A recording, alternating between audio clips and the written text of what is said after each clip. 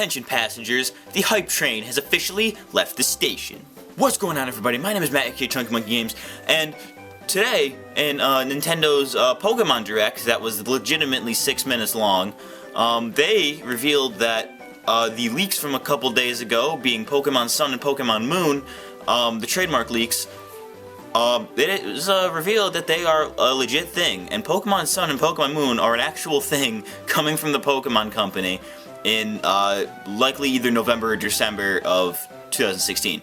So, yeah, it's been sprouting a lot of theorization and speculation, and today I want to give a little bit of my 2 cents on the matter, as well as talk a little bit about like speculation in general. Because, you know, who said Hype Train has to be about just news? Hype Train could be about the hype itself, you know? But I'll get to that later. So first of all, I'd like to give my thoughts on the matter. A lot of people have been theorizing that it's going to be like Generation 6.5 or something. They're just going to add like this. It's going to basically be the second half of the Kalos region from X and Y. But I personally don't buy it, as well as the rumor that it's supposed to be like Generation 7. I also don't buy that. I personally just think, can a game just be like a Pokemon game? Does it have to be a set generation, necessarily? Because, like, I'm sure it could have, like, close ties with, sure there's a new region, because it's been confirmed that there will be a new region. Perhaps this new region like just has close ties with Kalos, similar to how Johto did with Kanto. If you watched my last Pokemon 20 video, then you know that I think that they might do that with Kalos, considering what the anime's been doing in like correspondence to the games. I don't know, it's weird, but it's really hard to explain, so I'd recommend you just watch the video. But basically, Kalos and Kanto are like they're just drawing parallels with each other. Tyranitar2 did a video on it. I was actually just watching his archived stream from earlier today, about Pokemon Sun and Moon. And, as I was saying, Kanto and Kalos are, like, closely, like, linked together, like, not really linked together, but you know what I mean? They're, like, parallels of each other. So, if Kanto has a Johto right next to it, then it's likely that Kalos will have, like, another region next to it, likely Sun and Moon. But what I'm thinking is that maybe they will do that, but like in a way that it's different from Johto, because they can't just like repeat the same formula. They haven't done that since like probably since Pokemon Platinum. They haven't done that, because in Platinum they threw Masuda threw us a curveball and was like, hey, we got this distortion world and everything. It's not going to be the exact same as Diamond and Pearl. The same thing with Black and White. People were expecting Pokemon Gray next, and then they surprised us with Black 2 and White 2. Didn't see that one coming. Now there was all this expectations of Pokemon Z, big expectations, Zygarde and everything, and then they slap us with Sun and Moon. Not a bad thing by any means, by the way. I feel like I made that sound like a bad thing, but it's not at all. But it could just be that they're just continuing it Generation 6. I wouldn't classify it as 6.5. I would just continue to classify it as Generation 6. But yeah, that's about all I have to say about that.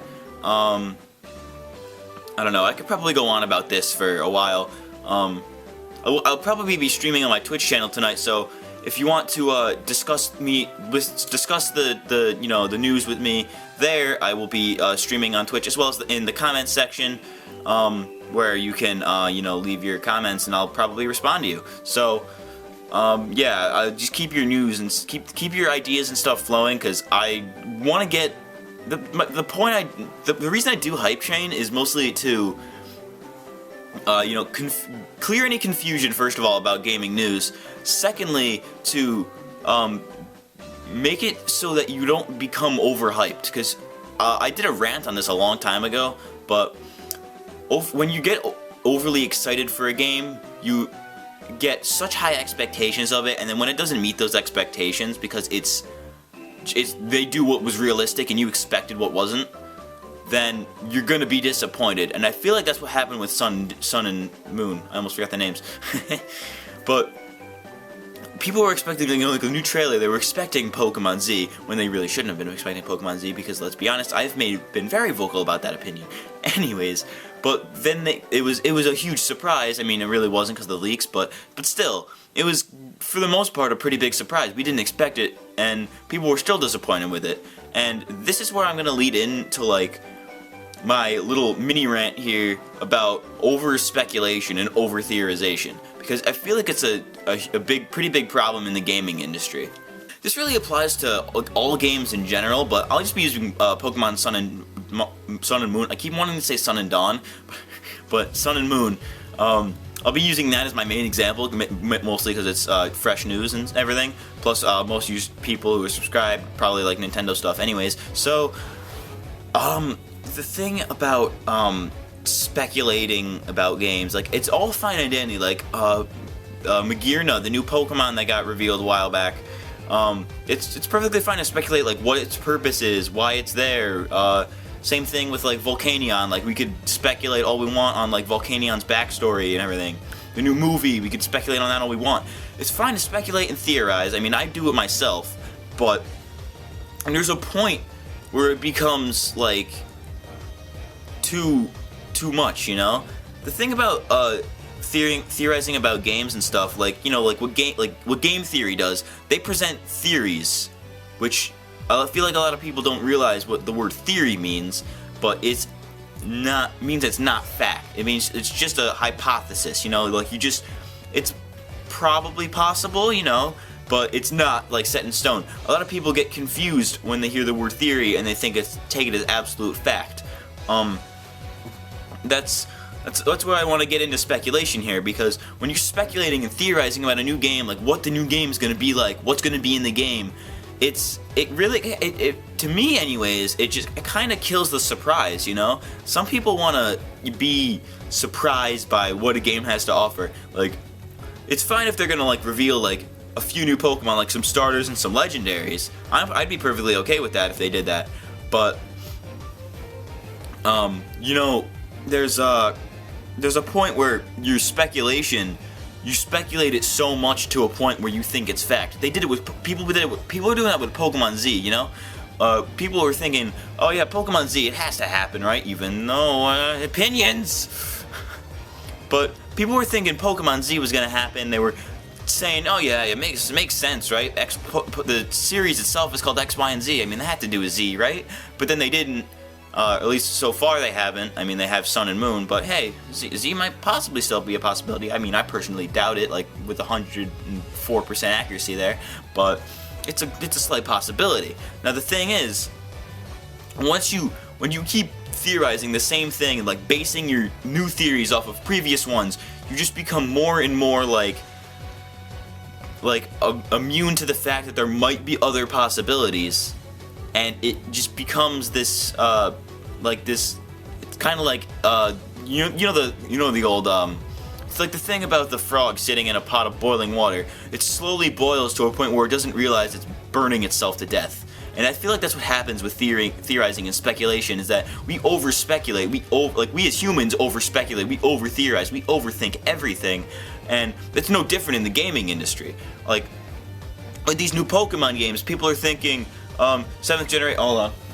Yeah, but people were thinking, Generation 7, it's gonna happen. It's basically confirmed at this point. Disappointment. Still think there's Pokemon Z, 6.5. People are spewing all these different ideas, and it's perfectly fine to have your own opinions and, your own thoughts and own predictions, but there's a point where it just becomes this, mentality of, honestly, if this doesn't happen, I quit.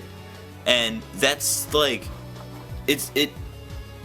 and it even becomes ignoring facts too, like back with again Pokemon Z. I keep bringing that up, but that's because this is Pokemon's. But Pokemon Z, I keep bringing that up because it makes perfect sense. Like, if you think about it, it does make sense for the next the third Gen 6 game to be Z, because X, Y, Z, Zygarde makes sense, right? But no, if you're gonna they confirmed, Masada himself said that it wouldn't be Pokemon Z. That wouldn't happen because he said, for example, if this were to happen, it wouldn't happen. So people like to ignore facts because it's so drilled into their brain that their theory is right.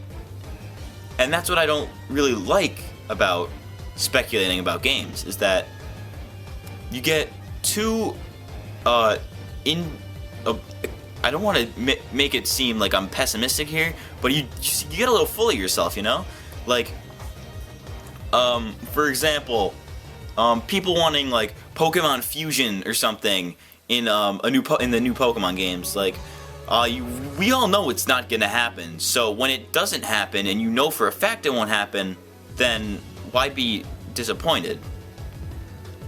I don't know. This is just me. I've been rambling for too long, but let me know what you guys think. Do you think it's what do you think the point of no return is when it comes to speculation? Like, do you think people are really over speculating Pokemon Sun and Moon? Do you really think people are like, you know, making these theories and then treating them as fact, which is something I personally can't stand as somebody who makes his own theories? And you know, I can't stand it when people take the theory and present it as fact. Like, I mean, that's a whole topic for a different video, but I feel like I've been rambling on for too long, and I don't want to make this video too long. So, yeah. Well, don't get me wrong, though. I'm still excited for Pokemon Sun and Pokemon Moon and whatever they have to offer for Pokemon in gaming in general. I am really excited for that. Don't get me wrong. As much as I ranted in this video, don't get me. I'm still way excited for these games because we've had a whole year. 2015 was like the year without a Pokemon game. I mean, we had Super Mystery Dungeon, but like without a main series game, it's like a year without Santa Claus, man. But it was our 1 year, so it was like you know, it's been building up a little bit to whatever the new games were gonna be, and we have them now. We have titles and stuff. That's really, because there's not really that much information to really present, but that's basically it for this video. See you next time. Because the hype train can't stop, because there are no breaks. I messed up my outro. Peace out.